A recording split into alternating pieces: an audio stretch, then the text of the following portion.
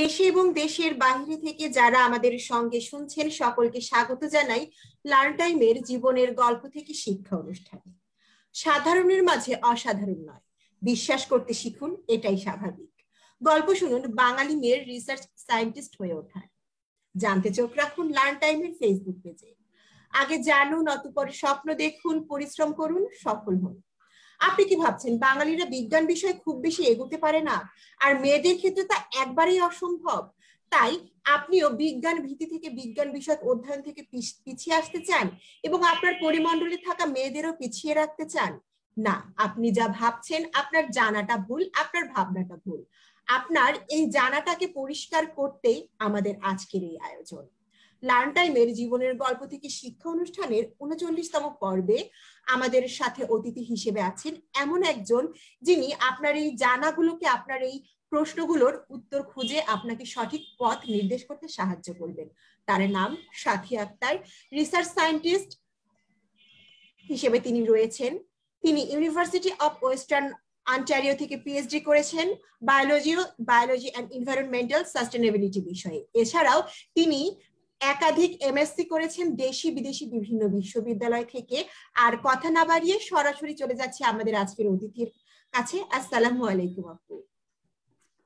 Thank you very much Risha. ওয়ালাইকুম আসসালাম। কেমন আছেন? আমি তো খুবই ভালো। তোমাদের সবার সাথে কথা বলবো আজকে এখানে। অনেক কিছু হয়তো শেয়ার করব, অনেকের কথা বলতে পারবো, এটা ভেবেই আমি খুবই এক্সাইটেড।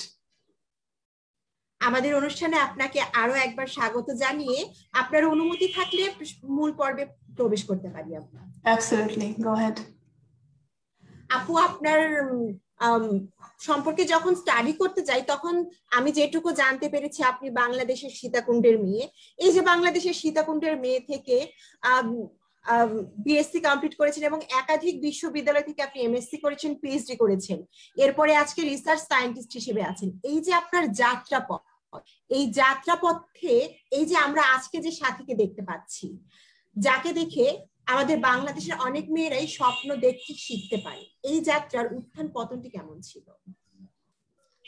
খুবই সুন্দর প্রশ্ন রিশা, থ্যাংক ইউ। যাত্রার উত্থান পতনের গল্পটা বাংলাদেশের একেবারেই আর 10টা নিম্ন মধ্যবিত্ত পরিবারের গল্পের মতোই, কোনো কিছু না। গল্পের হয়তো চরিত্র, গল্পের সিচুয়েশন গুলো ডিফারেন্ট। যেখানে মা বাবার বিশাল বড় স্ট্রাগল ছিল, যেখানে সংসারে হয়তো আর্থিক অনেক অভাব ছিল, কিন্তু যেটার অভাব ছিল না সেটা ছিল ভালোবাসার অভাব, ছেলে মেয়েকে সুশিক্ষিত করার প্রচেষ্টার অভাব। সো এই কারণে হয়তো আমি গড়ে উঠতে পেরেছি। আর তুমি বলেছো তুমি আমি সীতাকুণ্ডের মেয়ে, হ্যাঁ আমি আসলে সীতাকুণ্ডের মেয়ে। আমি খুবই গর্ববোধ করি সীতাকুণ্ডের মেয়ে হিসাবে। সীতাকুণ্ডের মানুষের অনেক অবদান আমার আজকে আসার পেছনে। সো লার্ন টাইমের মাধ্যমে আমি সীতাকুণ্ডের সবাইকেও অনেক কৃতজ্ঞতা প্রকাশ করি তাদের সব কন্ট্রিবিউশনের জন্য, যেগুলো হয়তো আজকে এই স্বল্প সময়ে আমার পক্ষে বলা সম্ভব না, বাট আই রিমেম্বার অল। আর আমার জীবনের উত্থান পতনের গল্পগুলো বলার জন্য কিছু সুপার হিরোর কথা আমার বলতেই হবে। ওই সুপার হিরোরাই আসলে আমার উত্থান এবং পতনগুলোতেই আমাকে এত বেশি হেল্প করেছে। ওই হেল্পটুকু না পেলে আমি কখনো আজকে আসতে পারতাম না এই জায়গাটায়। সবচেয়ে বড় সুপার হিরো হচ্ছে আমার মা বাবা। আমার মা ক্লাস 8 পর্যন্ত প্রেয়ার করতে পারেনি, তার বাবা মারা যাওয়ার পর সে সংসারে হাল ধরতে বাধ্য হয়েছিল, এবং তার যখন একটা মেয়ে হলো সে চেয়েছিল মেয়েটাকে অনেকটুকু পড়াবে যতটুকু সে পড়তে চায়, এবং সে আমাকে সেটা করতে দিয়েছে। আমি যতটুকু করতে চেয়েছি সে কোনোদিন আমাকে বাধা দেয়নি। আমার বাবা সেও খুব ছোটবেলায় বাবাকে হারিয়ে খুব বেশি পড়াশোনা করতে পারেনি। খুব কোনো মতে ম্যাট্রিকটা শেষ করে অনেক বিভিন্ন ধরনের চাকরি বাকরি করে শেষে সীতাকুণ্ড কলেজে একটা ছোট্ট চাকরি নিল কেমিস্ট্রি ল্যাবরেটরি ডেমনস্ট্রেটর হিসেবে। বাট তার খুব ইচ্ছা ছিল তার ছেলেমেয়েরা সবাই যেন কলম চালিয়ে খেতে পারে, এবং আমরা 3 ভাই বোন সবাই এখন কলম চালিয়েই খাচ্ছি, জীবনযাপন করছি। এরপরে আসে আমার 2 ভাইয়ের কথা। তারা আমার ভাই হলো, তারা হয়তো আমার কোনো সময় শিক্ষক, কোনো সময় মেন্টর। আমি খুবই কৃতজ্ঞ এমন 2টো ভাই পেয়ে। ছোট্ট করে কয়েকটা ঘটনা বলবো, কারণ এটা একটা অপরচুনিটি ওদেরকে বলা যে how much I am grateful to them. আমি যখন ক্লাস 9-এ পড়ি তখন বিজ্ঞান বিভাগ এবং মানবিক বিভাগ ছিল, এবং অঙ্কে আমি ছিলাম খুবই গাধা, কিচ্ছু পারতাম না। কোনো খুশি হয়ে যাই। সো বাসায় সবাই ঠিক আছে তুমি মানবিক বিভাগ নাও। আমিও মাথাটা নিলাম হ্যাঁ আমি মানবিক বিভাগে যে পড়ি, কারণ যেহেতু আমি অঙ্ক পারি না। সো মানবিক বিভাগে ক্লাস করছিলাম, একদিন এক বান্ধবী সে বিজ্ঞান বিভাগে ছিল, তো সে বলছিল আমরা তো বিজ্ঞান বিভাগে পড়ি, আমাদের ক্লাসরুমটা দেখ, সেখানে অনেক কঙ্কাল আছে, অনেক মাইক্রোস্কোপ আছে, তোদের মানবিক বিভাগের ক্লাস কিছু নেই। তা আমার কেন যেন খুব মনটা খারাপ হলো, সে আমি গাধা ছাত্রী অঙ্ক পারি না, তাই আমার মানবিক বিভাগ নিতে হলো, বিজ্ঞান বিভাগে পড়তে পারলাম না। বাসায় গিয়ে খুব দুঃখ করে বললাম আমি একটু বিজ্ঞান বিভাগে পড়তে চাই, এমন বলে কান্নাকাটি শুরু করলাম। আমার আব্বা ভাইরাও বললো আচ্ছা ঠিক আছে তুই বিজ্ঞান বিভাগে ট্রান্সফার হয়ে যা। তা আবার সব ইতিহাস অর্থনীতি পরিণতি বই বাদ দিয়ে বিজ্ঞানের বই কিনে দেওয়া হলো। আমার দুই ভাই ভাবলো ও তো পাশ করতে পারবে না, ওকে একটু পড়ানো শুরু করি। দুই ভাই পড়ানো শুরু করে দিল। পড়ালো, আমি শুধু পাশ করলাম তা না, আমি 9 থেকে 10 ওঠার সময় ফার্স্ট গার্ল হয়ে গেলাম। আমি মনে করি আমাদের যে ফার্স্ট ছিল মিনু, সে আসলে আমার চেয়ে অনেক মেধাবী। সামহাও সে কিভাবে যেন হয়তো আমাকে দেখে হাল ছেড়ে দিল এবং সে সেকেন্ড হয়ে গেল। স্টিল ওকে আমি বলি তুই আমার চেয়ে অনেক ভালো মেধাবী ছাত্রী। তো এই যে আমার দু ভাই আমাকে পড়ানো শুরু করলো, এরপরে ম্যাট্রিকের পরে ইন্টারমিডিয়েটে যখন আমি ইন্টারমিডিয়েট পরীক্ষা দিই, আমার বড় ভাই ইউনিভার্সিটি থেকে এসে ইন্টারমিডিয়েট পরীক্ষার সময় সারা রাত থেকে বসে থাকতো। তো আমি বলতাম আমার নয় পরীক্ষা কালকে, আমি পড়ছি, তুমি কেন বসে আছো? তো বলতো তুই পড়তে পড়তে যদি আটকে যাস তাহলে তো আমি ঘুমাই গেলে ডাকতে পারবি না। তো সে বসে থাকতো সেরকম। আর আমার যে ভাই আজকে এখানে আমাদের সাথে উপস্থিত আছে, ওকে আজকে আমি ইনভাইট করেছি। ও বুয়েটে পড়তো, বুয়েট শেষ করে ও অস্ট্রেলিয়াতে চলে যায় মেকানিক্যাল ইঞ্জিনিয়ারিং পিএইচডি করার জন্য। অস্ট্রেলিয়া থেকে একটা স্টুডেন্ট অবস্থায় সে, আমি, আমার বড় ভাই, আমার মা বাবা যেভাবে আমাদের হাল তুলে ধরতো, সেসব কথা বলতে গেলে হয়তো আমি চোখে পানি চলে আসবে। সো এই ভাইগুলা শুধু ভাই না, আসলে আমার ভাইজান এখানে আছে আজকে, ও আমার জীবনটা করে দেওয়ার জন্য অনেক বেশি কিছু। ওকে দেখে আমি বিদেশে পড়তে যাওয়ার হয়তো স্বপ্ন দেখেছি, ও গিয়েছিল বলে আমি ভাবতে পেরেছি আমি পিএইচডি করতে যাবো এক সময়। পরিবারের বাইরে আমার শিক্ষকরা, আমার দুজন শিক্ষক এখানে আছেন, মৃধা স্যার, শাহাবুদ্দিন স্যার।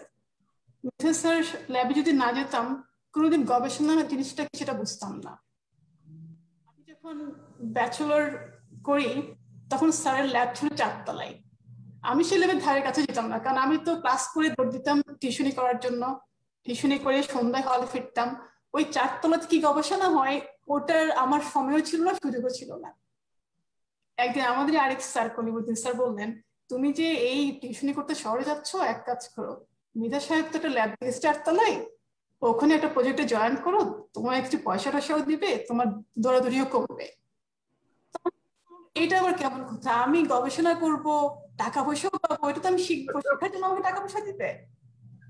তা আমি স্যারের সাথে দেখা করতে গেলাম, স্যারের তো আর রিসার্চ আইডিয়ার অভাব নাই, যত স্টুডেন্ট যায় স্যার একটা করে আইডিয়া বের করে। তো আমাকে একটা প্রজেক্ট দিয়ে দিল, এমন কিভাবে কি যেন ফান্ড টান্ড জোগাড় করলো, তখনকার সময়ে কয়েক হাজার টাকা দিত, যেটা অনেক বেশি টাকা ছিল, এখন হয়তো কিছুই না। তো আমি একটা টিউশন ছেড়ে দিলাম।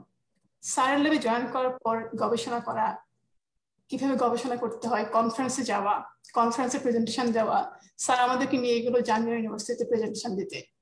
প্রথম কনফারেন্সে আমার মনে আছে আমার বুক এত জোরে কাঁপছিল যে মনে হচ্ছে কেউ ড্রাম পেটাচ্ছে। স্যার দিয়ে তাকাই তো বলি স্যার কিভাবে প্রেজেন্টেশন দিই, স্যার আরে যাও বলে। তো এই যে জিনিসগুলো, আমার গবেষক হওয়ার পেছনে স্যার আমার সুপার হিরো। আমার আরেকজন সুপার হিরো শাহাবুদ্দিন স্যার, সিঙ্গাপুরের। স্যারকে দেখে, স্যারের কাছ থেকে আমি একাডেমিক শিক্ষা তো পেয়েছি, আরো যেটা পেয়েছি সেটা হচ্ছে মানবিক শিক্ষা। আমার মনে হয় আমি সিঙ্গাপুরে যাওয়ার পর, শাহাবুদ্দিন স্যারের সাথে দেখা হওয়ার পর আমি অনেক বেটার মানুষ হয়েছি। একজন আদর্শ মানুষ যাকে বলে, আমার দেখা, আমাদের শাহাবুদ্দিন স্যার আমার দেখা একজন আদর্শ মানুষ। স্যারকে দেখে আমি অনেক কিছু শিখেছি, সে গল্প আজকে করতে গেলে রাত হয়ে যাবে, সেটা আমি বলতে পারবো না, অনেক বেশি কিছু। আরেকজন স্যারের কথা আসলে বলতে হবে আমার সীতাকুণ্ড কলেজের একজন স্যারের কথা, বাবু সুভাষ চৌধুরী, আমাদের বোটানিক স্যার ছিলেন। কলেজে ক্লাস শেষ করে আমি আর আমার বান্ধবী অপু স্যারের বাসায় চলে যেতাম, স্যার আমাদেরকে পড়াতেন, বোটানি পড়াতেন, আমাদের কেমিস্ট্রি টিচার ছিল না তখন, কেমিস্ট্রি পড়াতেন, ফিজিক্স পড়াতেন, এবং স্যারের ওয়াইফ বৌদি রান্না বান্না করতেন। শেষ হওয়ার পর বৌদির হাতে খাবার খেয়ে বাড়ি আসতাম, কোনো টিউশনই না, কোনো বেতন না, কিচ্ছু না। তো এই যে শিক্ষকগুলো, এরা মানুষ গড়ার কারিগর, এরাই আমাদেরকে করবে। আর সবার লাস্টে একজনের কথা বলি, এখন আমার গবেষক হিসাবে যে আমাকে সবচেয়ে বেশি এনকারেজ করে সে হচ্ছে আমার হাজবেন্ড, আমার পার্টনার তাওহিদ। আমি যখন অনেক রাতে একটা প্রজেক্ট লিখি, রাতের 1টা বেজে যায়, 2টা বেজে যায়, আমার ডেডলাইন থাকে, সে নিজেও মলিকুলার বায়োলজিস্ট, সে নিজেও গবেষণার সাথে জড়িত, আর হয়তো আমার 1 কাপ কফি এনে দিল। আমার কাছে মনে হয় এর চেয়ে বেস্ট পার্টনার আর হতে পারে না। তো এই যে আমার কাজের গবেষণার ক্ষেত্রে আমার পরিবার, আমার শিক্ষক, আমার এলাকা, আমার অসংখ্য ফ্রেন্ড বিভিন্ন লাইফে, তাদের সব আমার উত্থান পতনে আমাকে সাহায্য করেছে। পতন আমার খুব বেশি আসেনি, কারণ এরা সবাই ঠিকই দিয়েছে, one way or other. So they're all my superhero. Thank you আপু। আসলে একজন সফল মানুষের সাফল্যতার পেছনে অনেক কিছু থাকে। প্রথমে তো তার পরিবার থাকে, হয়তো পরিবারের এই সাপোর্টটা জীবনের সেই সূচনা লগ্নে যদি না পাওয়া যায়, স্বপ্নগুলো দেখার সুযোগই হয়ে ওঠে না। হয়তো অনেকে দেখতে পারে, কিন্তু এক্সেপশনালকে তো আমরা আসলে উদাহরণ হিসেবে আনতে পারি না। অধিকাংশ সফল মানুষের সাফল্যের পেছনেই থাকে তার জীবনের যে কঠিনতম অধ্যায়গুলো পার করার পেছনে সবচেয়ে বড় সাপোর্ট থাকে তার পরিবার। এরপরে আপনার মুখে শুনলাম আপনার জীবনে কিছু সুপার হিরোর কথা, আপনার শিক্ষকদের গল্প শুনলাম। আপনার সেই বলা সুপার হিরোদের মধ্যে থেকে আমরা 3জনকে আজকে আমাদের মধ্যে পেয়েছি। আমরা লার্ন টাইমের পক্ষ থেকে তাদেরকে কৃতজ্ঞতা এবং শ্রদ্ধা জানাই। তাদের সেই কন্ট্রিবিউশনটা ছিল জন্যই হয়তো আজকে আমরা আমাদের মাঝে একজন সফল বাঙালি নারীকে পেয়েছি, যাকে দেখে বাংলাদেশের অনেক নারী স্বপ্ন দেখতে শিখে সাহস পায়। সকলকে আরো একবার ধন্যবাদ জানাই। পরবর্তী প্রশ্নের দিকে যাচ্ছি আপু। আপনি লেখাপড়া করেছেন, আমাদের বাংলাদেশের প্রেক্ষাপটে মেয়েরা তো লেখাপড়া করে ঠিক আছে, কিন্তু আসলে এরকম একটা ধারণা থাকে আমি গ্রাজুয়েশন পোস্ট গ্রাজুয়েশন করেছি, আমি এখন একটা জবের দিকে ঢুকে যাব, একদম আমার সিকিউরড একটা ফিউচার আমার আছে, খুব মানে শান্তিতে আমি জীবন যাপন করব, সংসার জীবন অতিবাহিত করবো, এরকম একটা চিন্তা আমাদের মধ্যে থাকে। সেখানে থেকে আপনি এই পথটি বেছে না নিয়ে আপনি বাইরে গিয়েছেন, হায়ার ডিগ্রি নিয়েছেন, শুধু তাই নয় আপনি গবেষণার দিকে আপনার ক্যারিয়ারটা নিয়ে গেছেন, যেটাকে আমরা বলতে পারি হয়তো একটু রিস্কি একটা প্রফেশন। কারণ এই জায়গা থেকে সাফল্য অর্জনটা আসলে চাকরি করে খুব সহজে আমি সফল হয়ে গেলাম এমন নয়, রিস্ক জোন এখানে আছে। এইটা বেছে নেওয়ার কারণটা কি ছিল? ক্যারিয়ার হিসেবে বেছে নেওয়ার কারণ আমি হয়তো বলবো আমার প্যাশন। মিতা স্যারের ল্যাবে গবেষণা শুরু করার পর গবেষণাটা যে আসলে খুবই এক্সাইটিং ব্যাপার হতে পারে। গবেষণা ইজ নট বোরিং, এখানে is some sort of creativity. I am developing something new, I am developing some new idea, যেটা আসলে আমাদের সোসাইটিটাকে বদলে দিতে পারে, যেটা আমাদের অর্থনীতিতে কন্ট্রিবিউশন রাখতে পারে, যেটা আমাদের পলিসিটাকে চেঞ্জ করতে পারে। সো এই যে একটা এক্সাইটমেন্ট আছে গবেষণা, এটা আমি প্রথম ফিল করি মিতা স্যারের ল্যাবে। স্যার যখন ফাঙ্গাই নিয়ে খুব এক্সাইট হয়ে বলতো এই মাইক্রোজার ফাঙ্গাই আর্সেনিকটাকে এইভাবে আপটেক করার জন্য রিডিউস করতে পারে। Arsenic problem is a huge problem in Bangladesh. So এই যে linking the topic with the applied work এবং সিইং দ্য অপরচুনিটি, কিভাবে আমার কাজটা একটা কন্ট্রিবিউশন রাখতে পারে আমাদের ফুড সিকিউরিটিতে, তখন আসলে প্যাশনটা এত বেশি হয়ে যায়, এই রিস্কটা মাথায় কাজ করে না। সেকেন্ড অফ অল আমি বলবো, আমি যেহেতু সফল হতে পেরেছি, ইফ ইউ সেড, আমি যেটা আমি এখনো বলি না, আমি এখনো খুবই ছোট্ট একজন এন্ট্রি লেভেল সায়েন্টিস্ট, বাট যদি আমাকে সফল বলো তাহলে আমি বলবো আমি যদি হতে পারি দেন ইচ এন্ড এভরিওয়ান ক্যান। আমি কখনো ক্লাসের টপ স্টুডেন্ট ছিলাম না, বাট আমি বিলিভ করতাম আমার কাজে, আমি বিলিভ করতাম আমি একজন hard working person, I try to be person. So এই কারণে আমার গবেষণার প্রতি একটা ইন্টারেস্ট গ্রো করে স্যারের ল্যাবে।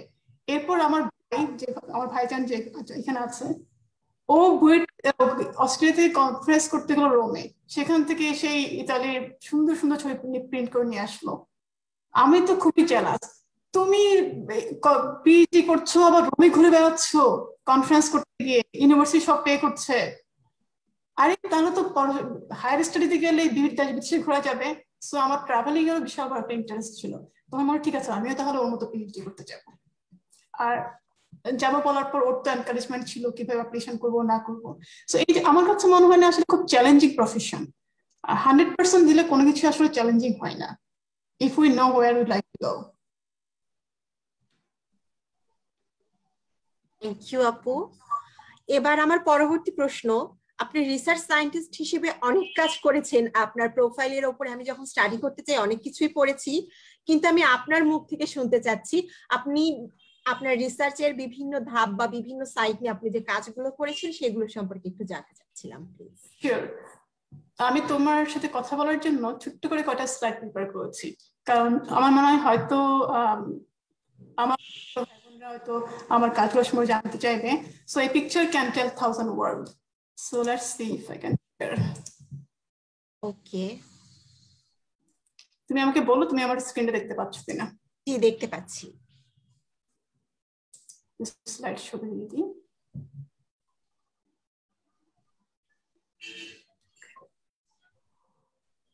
সো প্রথমেই যে স্লাইডটা আমি দেখাচ্ছি সেটাতে ডান কোণে একটা ম্যাপ দেখতে পাচ্ছ, এটা হচ্ছে এবং আমি বেসড হচ্ছি সাসক্যাচুয়ানে, সেটা হচ্ছে সেন্ট্রাল কানাডাতে, এই যে রেড অংশটুকুতে। আমার ওয়ার্ক এরিয়া হচ্ছে ইন্ডিয়ান রিসার্চ ফার্ম, এটা এগ্রিকালচার অ্যান্ড এগ্রিফুড কানাডার একটা রিসার্চ স্টেশন। এটা অনেকটা আমাদের বাংলাদেশের এগ্রিকালচার রিসার্চ ইনস্টিটিউটের মতোই, সিমিলার স্ট্যান্ডার্ড কৃষি গবেষণা কেন্দ্র। সো এখানে কানাডার এগ্রিকালচার এগ্রিফুড কানাডার ইন্ডিয়ান রিসার্চ ফার্মে আমি একজন রিসার্চ সায়েন্টিস্ট হিসেবে কর্মরত আছি এবং আমার রিসার্চ এরিয়া হচ্ছে অ্যাগ্রো ইকোসিস্টেম হেলথ। এখানে আমি আমার রিসার্চ টিমের কিছু ছবি দেখিয়েছি 2019, 2020 বিভিন্ন। আমার কাজটার মেইন ফোকাস এখন হচ্ছে ন্যাচারাল ক্লাইমেট সলিউশনের উপর। সো দাঁড়াও আমি একটু ডিসপ্লেতে গিয়ে প্রেজেন্টার করে যাই। সো ন্যাচারাল ক্লাইমেট সলিউশন হচ্ছে এমন একটা সুইট যেখানে আমরা প্রোটেকশন, ম্যানেজমেন্ট এবং রেস্টোরেশনের মাধ্যমে ক্লাইমেট মিটিগেশন করতে পারি। এখানে তুমি দেখতে পাচ্ছ একটা গ্রাফ করেছি, যেটা হচ্ছে এখন 2020-তে আমাদের ইমিশন হচ্ছে 40 পেটাগ্রাম কার্বন ডাইঅক্সাইড ইকুইভ্যালেন্ট বাই। যদি আমরা কোনো মিটিগেশন অ্যাপ্রোচ না নিই, বাই 2050 আমাদের লেভেল চলে যাবে অলমোস্ট 70। বাট আমরা অনেকে সবসময় বলি ফসিল ফুয়েল মিটিগেশনটা আমাদের করতে হবে, বাট রিসেন্ট রিসার্চ শো করে only fossil fuel mitigation cannot solve climate problem. So beside fossil fuel mitigation, আমাদেরকে also natural climate solution করতে হবে। Natural climate solution in a way by protecting all the natural resources that we have now, by managing them properly and restoring what we already have lost. So এটা হচ্ছে one of the area that আমি focus করছি। Second যেটা আমি show করছি সেটা হচ্ছে কানাডাতে আমি কাজ করছি, কানাডাতে কিভাবে ন্যাচারাল ক্লাইমেট সলিউশনটা করা যায়। রিসেন্টলি আমরা একটা পেপার লিখেছি যেটা সায়েন্স অ্যাডভান্সে অ্যাকসেপ্টেড হয়েছে এবং in a month or so এটা অনলাইনে চলে আসবে। সেটা হচ্ছে natural climate solution for Canada. এখানে আমরা 4টা সেক্টর নিয়ে কাজ করেছি, এগ্রিকালচার, ফরেস্ট্রি, ওয়েটল্যান্ড এবং গ্রাসল্যান্ড। এবং এই 4টা সেক্টরের মধ্যে যেটা আমরা দেখি সেটা হচ্ছে agriculture has the most potential, almost 48% of 2030 opportunity for climate change mitigation, যে টার্গেটটা আমাদের কানাডাতে আছে।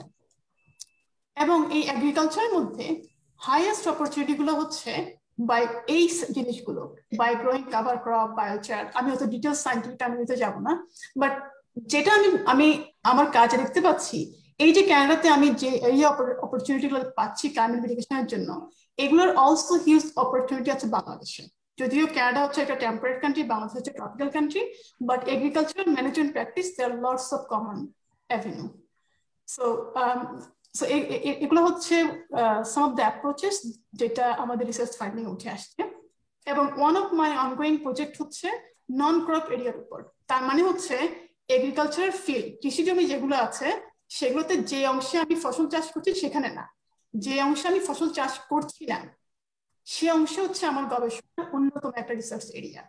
এখানে তোমাকে আমি দেখাচ্ছি পিকচার, তুমি দেখতে পাচ্ছ বাম পাশে একটা টিপিক্যাল কানাডিয়ান ফার্ম। এখানে তুমি দেখতে পাচ্ছ ফার্ম হাউস, এবং এগুলো সব এগ্রিকালচারাল ল্যান্ড। এগুলো কিন্তু সব একজন কৃষকের জমি, এখানে কিন্তু অনেকজন কৃষক না। সো সাম এগ্রিকালচার ফার্ম আর 1000 হেক্টর। এবং তুমি দেখতে পাচ্ছ এই যে কৃষি জমির মাঝখানে মাঝখানে গাছের সারি, এই গাছগুলো লাগানো হয়েছিল সেই 1930 সাল থেকে কানাডার গভর্নমেন্ট এই গাছগুলো লাগানো শুরু করেছিল সাসক্যাচুয়ানে এবং কানাডার প্রেরি অঞ্চলে। মেইন কারণ ছিল এই এরিয়াটা এতটা ড্রাই হয়ে গেছিল, প্রচুর ডাস্ট স্টর্ম হচ্ছিল, কোনো কিছুই আর ফসল ফলানো যাচ্ছিল না। তো তখন সায়েন্টিস্টরা বের করলো আমরা যদি কিছু গাছ লাগানো শুরু করি তাহলে উইন্টারে যখন যে স্নোগুলো পড়বে সেই স্নোগুলোকে আমরা মাঠে ধরে রাখতে পারবো, বাতাস স্নোগুলোকে মাঠ থেকে উড়িয়ে দিতে পারবে না, গাছগুলো ব্লক করে দিবে। এবং গাছের কারণে উইন্ডের যে একটা নেগেটিভ ইফেক্ট আছে ফসলের উপর সেটা কম হবে। তো এগুলোকে বলে ক্যানাডাতে শেল্টার বেল্ট অথবা উইন্ডব্রেক। সো এরপর তো প্রায় এখন 100 বছরের মতো কাছাকাছি হয়ে গেল। মিনহোয়াল ক্যানাডাতে এগ্রিকালচারে অনেক পরিবর্তন আসছে, অনেক বেশি মেকানাইজড হয়ে গেছে। এখন ফার্মাররা যেটা ভাবছে সেটা হচ্ছে আমাদের এই গাছগুলোর প্রয়োজন নেই, কারণ তারা মাটিটাকে আর তারা টিলিং করে না, মানে আমরা যেটা বাংলাদেশে বলি মাটিটাকে খনন করা যায়, নাঙ্গল চাষ যেটা, সেটা করে না, তারা ডিরেক্টলি সিডিং করে। সো ফার্মাররা এই গাছগুলো কাটা শুরু করলো। বাট রিসেন্ট ক্লাইমেট প্রেডিকশন যেটা, আমরা আবারও ক্যানাডাতে ড্রাউট সাইকেলের দিকে যাচ্ছি। সো যদি আমরা এই গাছগুলোকে প্রোটেক্ট না করি তাহলে যেটা হবে আমরা আবারও সেই ডাস্ট স্টর্মে ফিরে যাবো, আবারও আমরা ফসল ফলাতে পারবো না। সো আমার রিসার্চ হচ্ছে documenting the beneficial impact of this trees in agricultural land, এবং এই বেনিফিটটা হচ্ছে কিভাবে এই গাছগুলো ক্রপের ইল্ডটাকে বাড়ায়, সেটা ক্যানোলা হোক, সেটা হুইট হোক, সেটা অন্য যে কোনো কিছু হোক। এবং অলসো যেহেতু ক্লাইমেট এখন একটা বিশাল বড় গবেষণার বিষয়, biodiversity in agriculture land is huge impact. আমরা যদি এই এরিয়াগুলো না রাখি তাহলে যত মৌমাছি আছে, যত উপকারী পতঙ্গগুলো আছে তাদের কোনো থাকার জায়গা থাকবে না। সো ডকুমেন্টিং কিভাবে তারা এটাকে বাসস্থান হিসেবে ইউজ করছে এবং এই গাছগুলো কিভাবে কার্বন সিকুয়েস্ট্রেশনে হেল্প করছে, সো এটা হচ্ছে একটা আমার গবেষণার বিষয়। সাম অফ দ্য পিকচার, আমার রিসার্চ টিমের বিভিন্ন soil sample collection, soil material sample collection, স্টুডেন্টরা, some of the activities. আরেকটা প্রজেক্ট আমি কাজ করি সেটা হচ্ছে ওয়েটল্যান্ড ম্যানেজমেন্ট। ক্যানাডার কৃষিকাজ জমিতে এমন কিছু ওয়েটল্যান্ড, যে ছোট ছোট পুকুরের মধ্যে দেখতে পাচ্ছ পিকচারে, এই পুকুরগুলো অনেক উপকারী ভূমিকা আছে। ফার্স্ট অফ অল একটা হচ্ছে কৃষক যখন জমিতে সার দেয় তখন বৃষ্টিপাতের সময় অথবা বাতাসের ফলে অনেক সারগুলো এসে দেখা যায় এই জায়গাতে পড়ে, অথবা অনেকগুলো জমি থেকে একেবারে রান হয়ে নিয়ার বাই নদীতে অথবা খালে চলে যায়। তার মানে যেটা হচ্ছে ওয়াটার পলিউশন হচ্ছে। আর আরেকটা ব্যাপার হচ্ছে এই ওয়েটল্যান্ড গুলোর একটা উপকারী ভূমিকা হচ্ছে স্প্রিং এ যখন সব স্নোগুলো গলে তখন এই ওয়েটল্যান্ড গুলোতে সব স্নোগুলো গলে পানিগুলো জমা হয়, এবং যখন সামারে প্রচন্ড গরম পড়ে তখন ওয়েটল্যান্ড গুলো আস্তে আস্তে স্পঞ্জের মতো পানিটাকে মাটিতে ছড়াতে থাকে, সো মাটিতে অনেক ময়েশ্চার থাকে।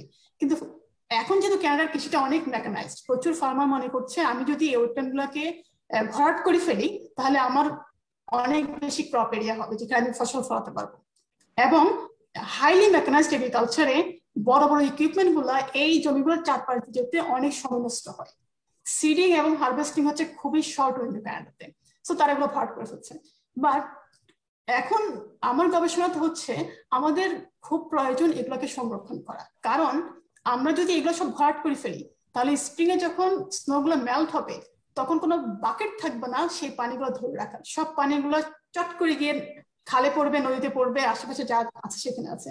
তাহলে কি হবে, মাটি থেকে যত ফসফরাস ফার্টিলাইজার, নাইট্রোজেন ফার্টিলাইজার আছে সবগুলো ওই পানির সাথে গিয়ে খালে নদীতে গিয়ে পড়বে। আমরা দুটো জিনিস হারাবো, আমরা ফার্টিলাইজার হারাবো, সেকেন্ড অফ অল এই ফার্টিলাইজার গুলো গিয়ে সে ওয়াটারটাই কন্টামিনেশন করবে। সো এই কারণে এগুলোকে আমাদের রক্ষণ করার দরকার আছে। সেকেন্ড অফ অল সামার মান্থে যেহেতু ময়েশ্চারের দরকার ফসলের মাঠে, আমরা যদি এগুলোকে স্টোর করি তারা পানিটাকে সংরক্ষণ করে সামার মান্থে ওয়াটারটা স্লোলি ডিসিপেট হবে।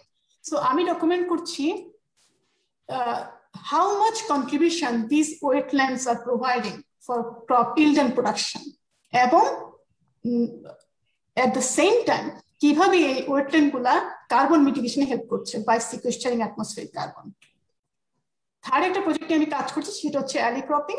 এটা হচ্ছে ফসলটাকে ফ্রুট ক্রপের সাথে অথবা অন্যান্য ছোট ছোট গাছপালার সাথে একসাথে গ্রো করা। যেমন বাংলাদেশেও প্রচুর জমি আছে যেগুলো খুব বেশি উর্বর না এবং ফার্মাররা খুব বেশি পরিমাণে ফসল উৎপাদন করতে পারে না, কারণ মাটিতে ফার্টিলাইজার পরিমাণ কম, প্রোডাক্টিভিটি কম। ক্যানাডাতে এরকম প্রচুর মাটি আছে যেগুলো বলে মার্জিনাল ল্যান্ড, সো আমার গবেষণাতে আমি যেটা প্রপোজ করছি, যেহেতু এই জমিগুলো থেকে রিটার্ন খুবই কম হয়, ফার্মাররা যেটা করতে পারে সেটা হচ্ছে জমিগুলোতে কিছু হাই ভ্যালু ফ্রুট ক্রপ লাগিয়ে দিতে পারে, এবং ওই ফ্রুট ক্রপগুলোর সারিতে যেটা হবে আমরা অ্যানুয়াল ক্রপ, যে সেটা গম হোক ক্যানোলা হোক এগুলো লাগাবো। তাহলে যেটা হবে গাছগুলো একটা মাইক্রোক্লাইমেট প্রডিউস করবে, আলটিমেটলি হচ্ছে একটা বেনিফিশিয়াল ইম্প্যাক্ট তৈরি করবে গাছগুলা। সো এটা একটা ক্রপিং প্র্যাকটিস, এটা একটা আমার রিসার্চ থিম পিকচার।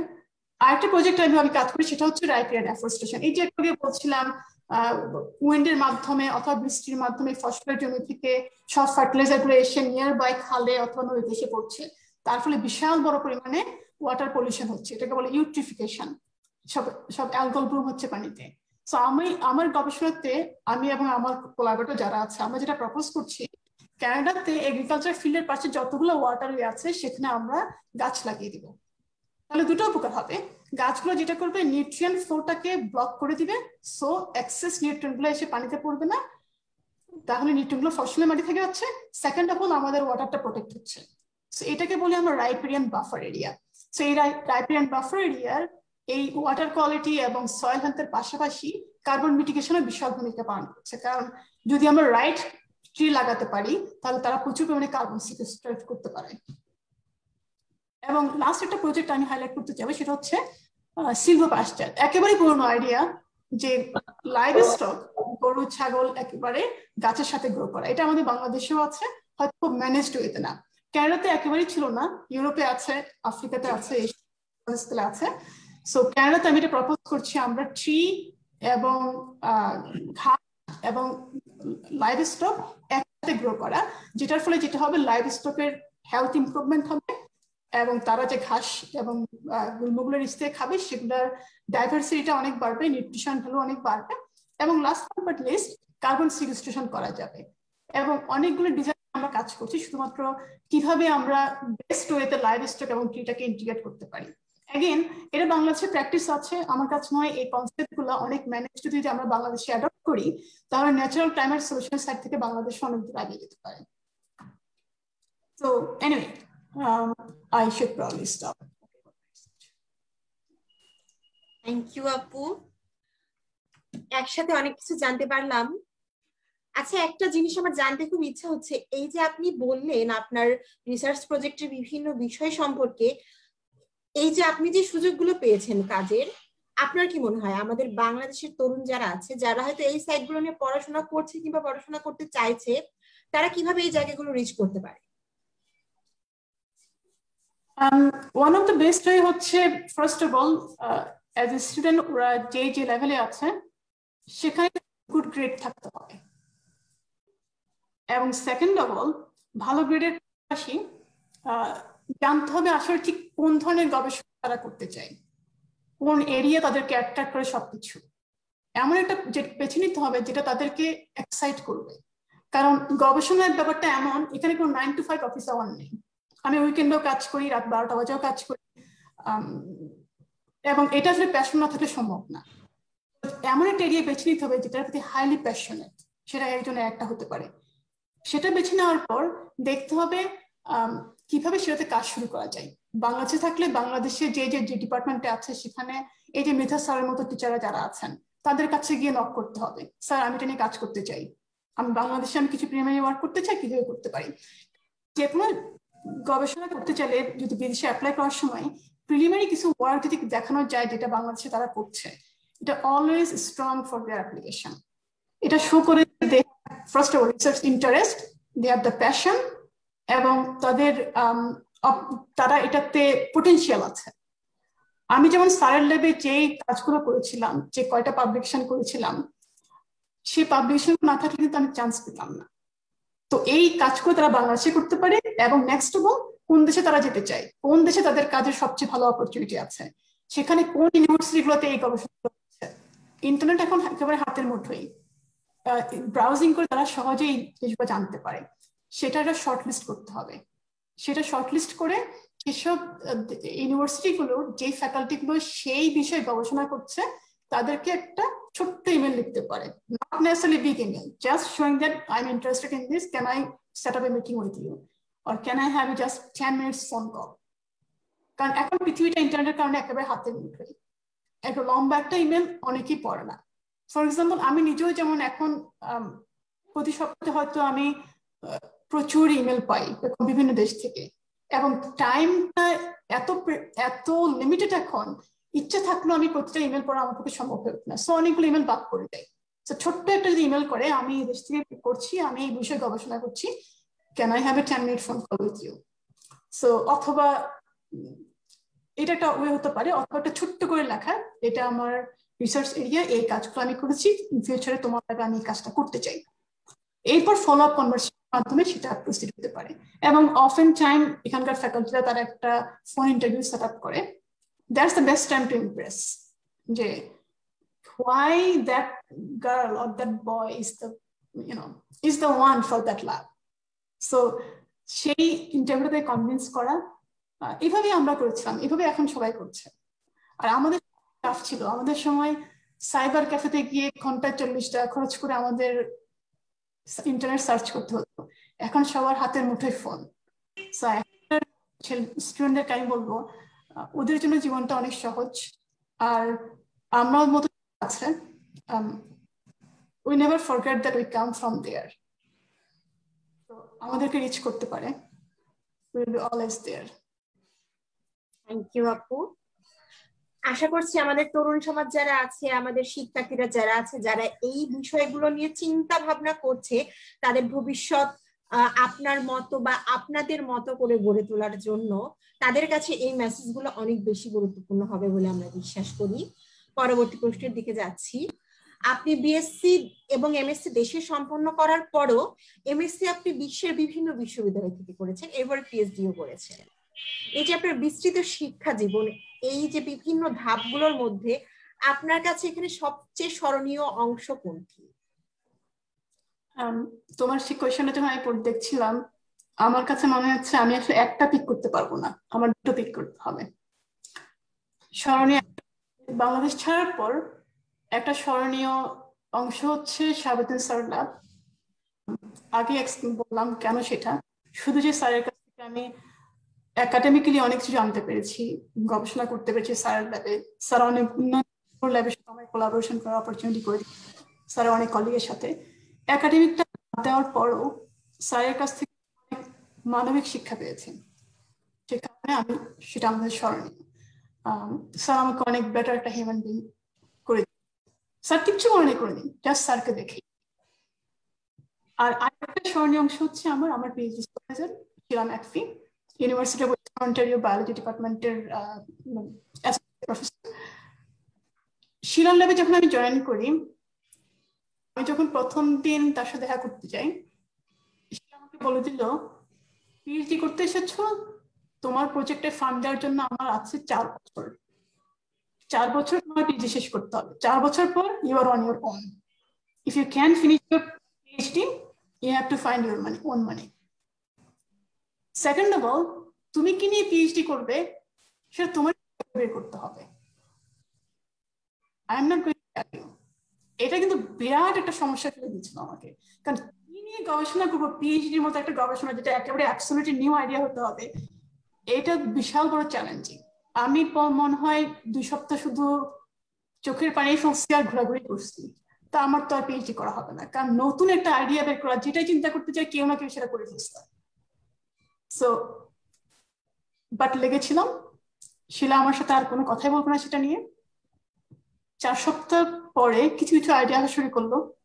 6 সপ্তাহ পরে মোটামুটি একটা জিনিস দেখালো, এই যে নাকের পানি চোখের পানি এক করে এবং সুপারভাইজার কোনো হেল্প না করে এই যে আমাকে চিন্তা করতে দেওয়ার একটা অ্যাবিলিটি করে দিল, I think that made me a good researcher.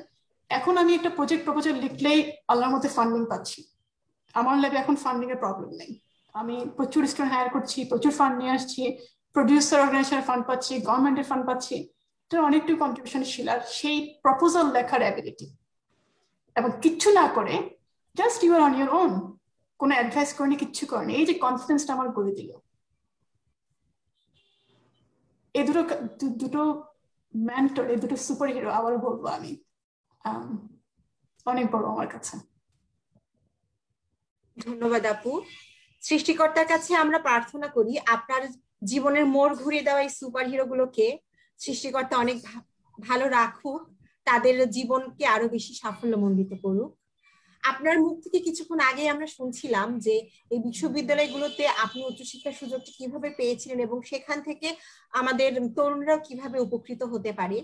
পরবর্তী যে প্রশ্নটা জানতে চাচ্ছিলাম আপু, আপনি তো অনেক গবেষণা কাজের সঙ্গে যুক্ত থেকেছেন ইতিপূর্বে, আপনার ভবিষ্যৎ কর্মপরিকল্পনা কি, কি করতে চান আপনি? ভবিষ্যতে আমি যেটা করতে চাই সেটা হচ্ছে এগ্রিকালচার অ্যাগ্রিফুড কানাডাতে কিছু ভালো রিসার্চ করতে চাই। আমার কাছে মনে হয় still have a long way to go. আমার মেজরিটি ওয়ার্ক হচ্ছে এখন প্রডিউসার ফিল্ডে, মানে কৃষকদের জমিতে। আমি আমার যে প্রজেক্টগুলো আছে আমি তাদের সাথে কাজ, তারা তাদের কৃষিকাজ তাদের মতো করে করছে, আমি কি তাদের প্লটে গবেষণাগুলো করছি। ওয়ান অফ দ্য মেইন আমার কাজটা যেন তারা দেখে এবং কাজের বেনিফিটটা তারা দেখে। কারণ আমি অনেক গবেষণা করতে পারি, সেগুলো শুধু পাবলিকেশনের বইতে সীমাবদ্ধ থাকে, তাহলে সে গবেষণাটা বাস্তব ক্ষেত্রে কাজে লাগবে না। So one of the things, engaging more with the producer, with the farmers. Second of all, আমার গবেষণাগুলোকে গভর্নমেন্টের পলিসি লেভেলে নিয়ে যাওয়া। Again, আমার যদি ন্যাচারাল ক্লাইমেট সলিউশনে কিছু অ্যামেজিং আইডিয়া পাই, সেই আইডিয়াগুলো যদি শুধুমাত্র পাবলিকেশনে থাকে, সায়েন্সে পাবলিশ করছি, it's one of the prestigious journal, but that's not enough for me. আমার মনে হয় এই কাজগুলো যেতে হবে গভর্নমেন্টের পলিসি লেভেলে।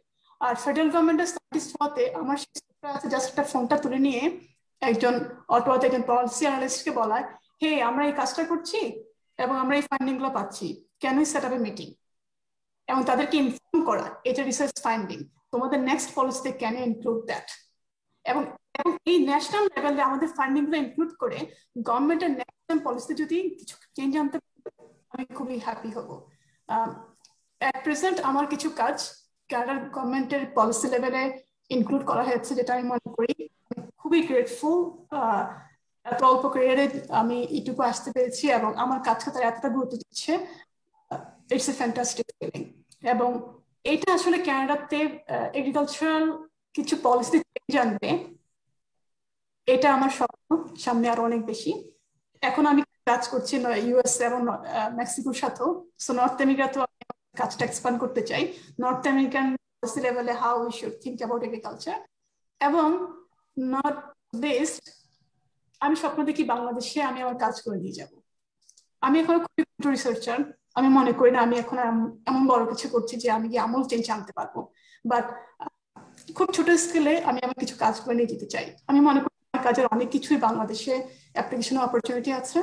বাংলাদেশে আমরা কিছু কাজটা করছি, বাট খুব গুছিয়ে করছি না, খুব ম্যানেজ রেতে করছি না। ক্লাইমেটের সাইড থেকে বাংলাদেশ খুবই ভালনারেবল একটা কান্ট্রি, বাট যদি আমরা প্রপার ওয়েতে প্রোটেকশন, ম্যানেজমেন্ট এবং রেস্টোরেশন করি, বাংলাদেশ ক্লাইমেট লিডার।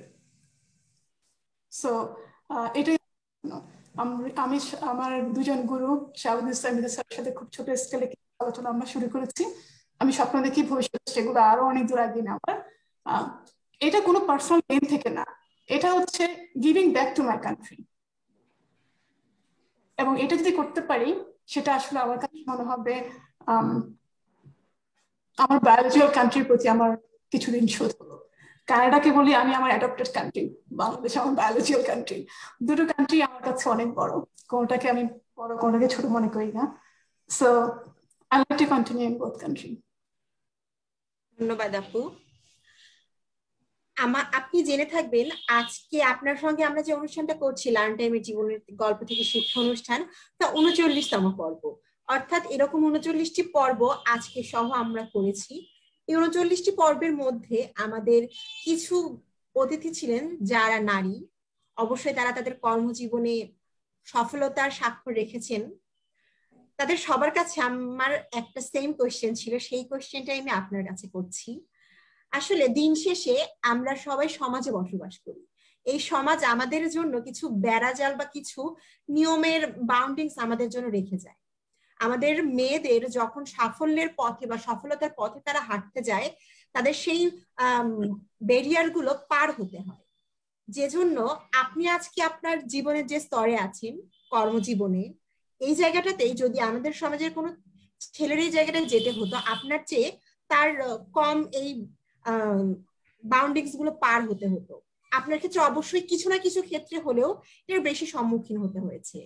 আমি জানতে চাচ্ছিলাম, মেয়ে হিসেবে জীবনের কোন স্তর পার করা আপনার জন্য কঠিন ছিল? শিক্ষা, কর্ম? অবশ্যই এর সাথে একটা যোগসূত্র থাকবে আপনার পারিবারিক জীবন এবং আপনার ব্যক্তিগত জীবনে। এই পারিবারিক জীবন ব্যক্তিগত জীবনের সাথে মিলিয়ে আপনার শিক্ষা জীবন বা কর্মজীবনের মধ্যে কোনটি পার করা বেশি কঠিন ছিল? আমার কাছে মনে হয় আমি বাংলাদেশের আর 10টা মেয়ের তুলনায় অনেক বেশি লাকি। কারণ আমি এমন একটা পরিবারে জন্মগ্রহণ করেছিলাম যেখানে আমার মা বাবা কখনোই আমার ভাইদের থেকে আমাকে আলাদা করে দেখেনি। আমার ভাইদের জন্য যতটুকু কষ্ট ছিল আমার জন্য হয়তো তার চেয়ে বেশি ছিল, আমি ছোট মেয়ে বলে।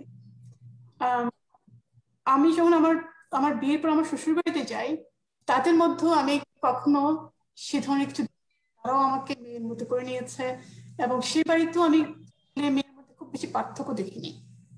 আমার শিক্ষা প্রতিষ্ঠানগুলোতে মেয়ে হিসেবে আমি খুব বেশি ডিসক্রিমিনেশন কখনো চোখে পড়েনি আমার। বাট এগুলো আমাদের সোসাইটিতে অনেক কমন। সেজন্য আমি একটা কথা প্রথমে বলেছি, আমি অনেক লাকি যে মেয়ে হিসেবে আমি আমার পরিবার, আমার শিক্ষা প্রতিষ্ঠান সেগুলোতে পাইনি। বাট যেহেতু আমি খুবই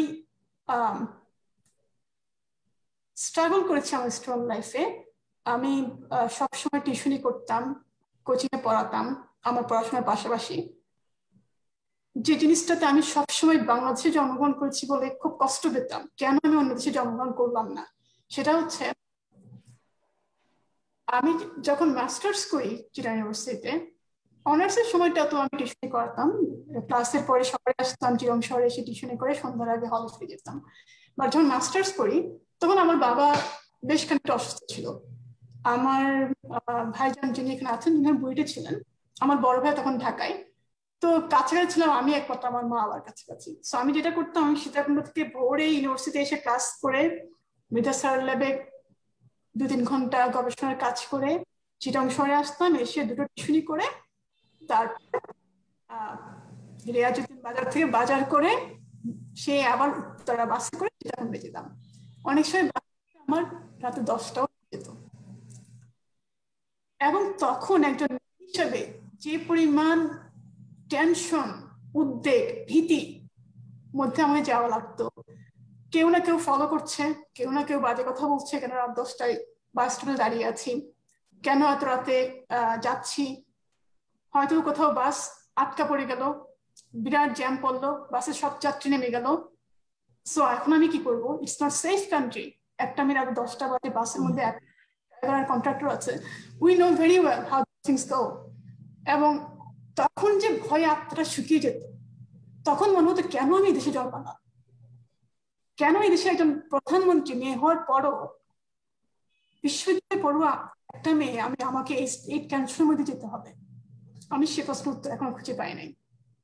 এটা দরিদ্র দেশ বলে না, আমি মনে করি আমাদের দেশে আইন আছে, আইনের কোনো, এবং আইনের যদি প্রয়োগ না হয় তাহলে আমার মতো মেয়েরা দিনের পর দিন তারা এই ধরনের প্রচন্ড আতঙ্কের মধ্যে দিয়ে যাবে। আমি খুবই লাকি, আমাকে কোনো বিব্রতকর পরিস্থিতি, ভয়ঙ্কর পরিস্থিতি হয় না, বাট আমার মতো অনেক সাথীকে পড়তে হচ্ছে। It should be changed. I often cried. But যে কেন আমার বয়সী একটা মেয়ে এত রাতে বাড়ি থাকবে? I have to. আমি নিম্ন মধ্যবিত্ত পরিবারের মেয়ে, স্ট্রাগল করে বড় করতে হবে। আমার 2 ভাই ঢাকাতে ছিল, they could confident that okay তারা তাদের কাজগুলো করছে, আমি এখানে আছি, আমি এটা ম্যানেজ করতে পারবো। তাদের পক্ষে সম্ভব ছিল ঢাকা থেকে এসে তখন বাড়িটাকে সামাল দেওয়ার। বাট এটা রাষ্ট্রের দায়িত্ব নিশ্চিন্ত করা যে একটা মেয়ে রাত 10টায় পথ চলতে পারবে যদি তার প্রয়োজন হয়। আমি সিঙ্গাপুরে রাত 2টা বাজেও আমি হল থেকে সাবনেসার ল্যাব থেকে কাজ শেষ করে আমার বাসায় ফিরতাম, কোনোদিন টেনশন হতো না রাত 2টা বাজে রাস্তায় আমার ভয় হবে, ভীতি হবে, কেউ আমাকে ফলো করবে, কেউ আমাকে মেরে দেবে। ক্যানাডাতে আমার এই ভয়টা কাজ করে না। আমার হাজবেন্ড তার কাজের প্রয়োজনে দেখা যাচ্ছে আর একটা শহরে থাকে, আমি পুরো একটা মেয়ে একটা শহরে একা একটা বাড়ি থাকি, গবেষণা বিভিন্ন দেশে একা ট্রাভেল করি, আমি গাড়ি চালিয়ে রাতের পর রাত আমি ড্রাইভ করছি, আমার সে ভয়টা কাজ করে না। কেন বাংলাদেশে এখন ওই চেঞ্জটা আসতে পারবে না? কেন আমাদের প্রাইম মিনিস্টার এইটুকু নিশ্চয়তা করতে পারবে না? একটা রাষ্ট্রের দায়িত্ব একটা মেয়ে নিরাপত্তা দেওয়া, জনগণের নিরাপত্তা দেওয়া। আমার মনে হয় অনেক মেয়ে এখনো আমার মতো আতঙ্কের মধ্যে আছে। এটা আমার লাইফের সবচেয়ে বড় স্ট্রেস ছিল। খুবই গুরুত্বপূর্ণ একটি কথা বলেছেন আপু।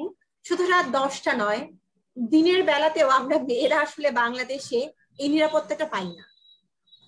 দিনের বেলায় হয়তো ওই রাস্তাতেই আমি বিশ্ববিদ্যালয়ে পড়ো একটি মেয়ে, কি আমার সাথে যে সহপাঠী ছেলে আছে সে ওই জায়গাটাতে কমফোর্টলি যেতে পারছে, কিন্তু মেয়ে হিসেবে আমি ওই জায়গাটাতে যেতে পারছি না। তখন আমার একটু পিছিয়ে আসতে হচ্ছে। এই পিছিয়ে আসার দরুন আমি হয়তো আমার কর্মক্ষেত্রে বা আমার সাফল্যের পথে আমার কিছুটা হলেও আমার পিছিয়ে আসতে হচ্ছে। দুঃখজনক হলেও সত্য, জানি না কোনোদিন বাংলাদেশে এই জায়গাটা সিকিউর জায়গায় আসবে কিনা মেয়েদের জন্য। একেবারে ঠিক কথা বলেছো রাইসা। দুঃখজনক সত্য, আমরা জানি না কবে আসলে বাংলাদেশে চেঞ্জটা আসবে। আমার ওই সময়গুলোতে আমি জানি আমার প্রচুর ফ্রেন্ড আমাকে হেল্প করেছিল।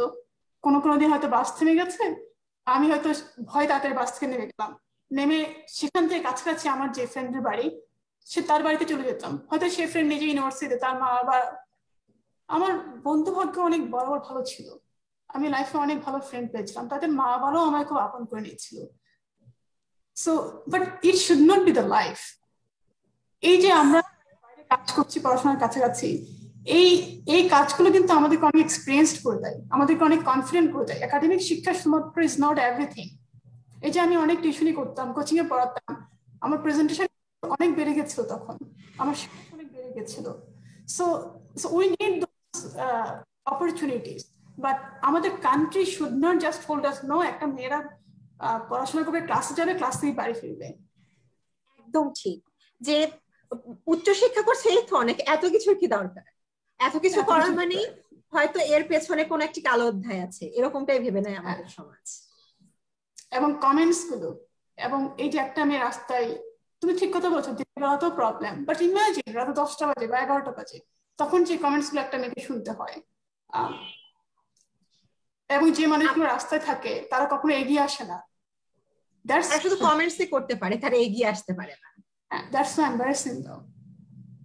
আমরা আশা করি, স্বপ্ন দেখি, জানি না স্বপ্নের পূরণ কবে হবে, কিন্তু তবু আশা রাখি কোনোদিন হয়তো বাংলাদেশ এই পরিস্থিতি থেকে বেরিয়ে আসবে। তাহলে হয়তো আমরা একসাথে, কি আমরা দেখছি আমাদের সামনে আছেন যিনি হয়তো এই বাউন্ডিংস গুলো পেরোতে পেরেছেন। অনেক সাথীর মধ্যে হয়তো অনেক সম্ভাবনা আছে, কিন্তু এই বাউন্ডিংস গুলো সমাজের বেড়াজালের মধ্যে তার আটকে পড়তে হয়েছে, তিনি পেরোতে পারেননি। হয়তো আমরা আরো বেশি সাথী পাবো আমাদের সামনে তখন। অসংখ্য ধন্যবাদ আপু। পরবর্তী প্রশ্নের দিকে যাচ্ছি। আপনি আপনার গবেষণা কাজের জন্য হলেও অনেক তরুণদের সঙ্গে আপনি কাজ করেন। আপনার কাছে জানতে চাচ্ছিলাম, বর্তমানে বাংলাদেশের প্রেক্ষাপটে আপনি পুরোটাই জানেন, বাংলাদেশের প্রেক্ষাপটে যে তরুণরা আছে তাদের প্রতি আপনার পরামর্শটা কি? আমি এখনো মনে হয় ঠিক আমি পরামর্শ দেওয়ার মতো সে ধরনের যোগ্যতা আমার আছে। আমি still I am very entry level researcher, but আমি এটা বলতে পারি, আমি আমি কি ফিল করি, আমি পার্সোনালি ফিল করি পারসিভিয়ারেন্স থাকতে হবে লাইফে, লেগে থাকা, হাল ছেড়ে না দেওয়া, first of all. Second of all, believe in yourself. আমার কাছে মনে হয় আমি যদি নিজেই আমার নিজের কাজ, নিজের উপর বিশ্বাস রাখতে না পারি, কনফিডেন্স রাখতে না পারি, why someone should be confident about me? প্রথম কনফিডেন্সটা আমার নিজের মধ্যে আসতে হবে। আর একটা পয়েন্ট আমি নোট করেছিলাম, সেটা হচ্ছে নেভার ফরগেট দ্য পাস্ট, এবং never forget those who contributed coming to this. এটা খুবই ইম্পর্টেন্ট।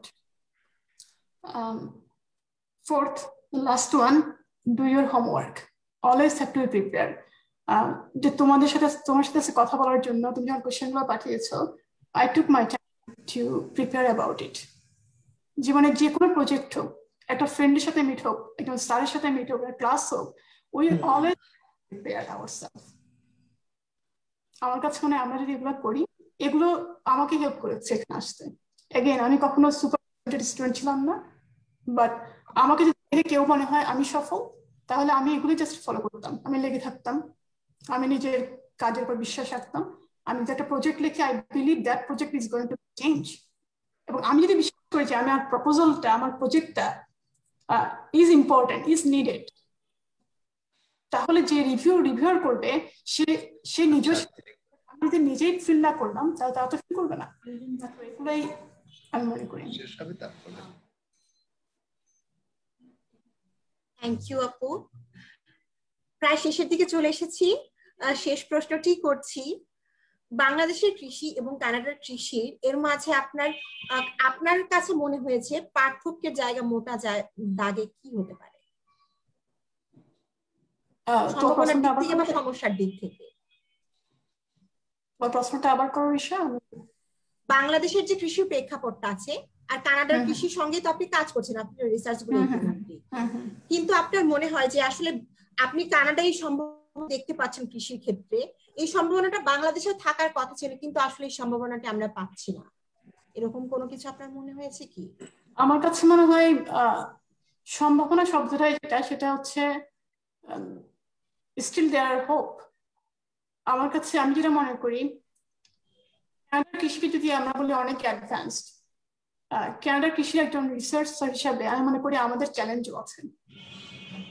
আমরা ক্লাইমেট চ্যালেঞ্জ নিয়ে আমরা বিশাল সমস্যার মুখোমুখি হচ্ছি। আমাদের এত বেশি মেকানাইজড এগ্রিকালচার কানাডাতে, মেকানাইজড এগ্রিকালচারের কারণে যে পরিমাণে ইমিশন হচ্ছে এগ্রিকালচার সেক্টর থেকে, it is an alarming issue. So কানাডার agriculture is vast, is contributing a lot in global economy, global food supply, but it has its own challenge. So not 100%, I would say nothing is 100% accurate or right. তেমনি বাংলাদেশের কিছুর সম্ভাবনা আছে, বাংলাদেশের কিছুর challenge আছে।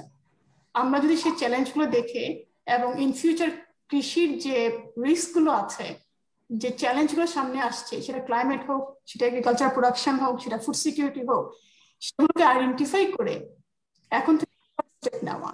বাংলাদেশেও অ্যামেজিং রিসার্চাররা আছেন যারা চমৎকার গবেষণা এবং তাদেরকে সেই গবেষণাতে সেটা গভর্নমেন্ট লেভেল ফান্ডিং হোক, অপরচুনিটি হোক, ল্যাব ক্রিয়েশন হোক, আরো অপরচুনিটি দেওয়া। ওনারা দেশের বাইরে যারা কাজ করছে, যেমন আমি কানাডাতে আমরা যে কাজগুলো করছি, সেগুলোর অনেক অপরচুনিটি আছে বাংলাদেশে সেগুলোকে অ্যাপ্লাই করার।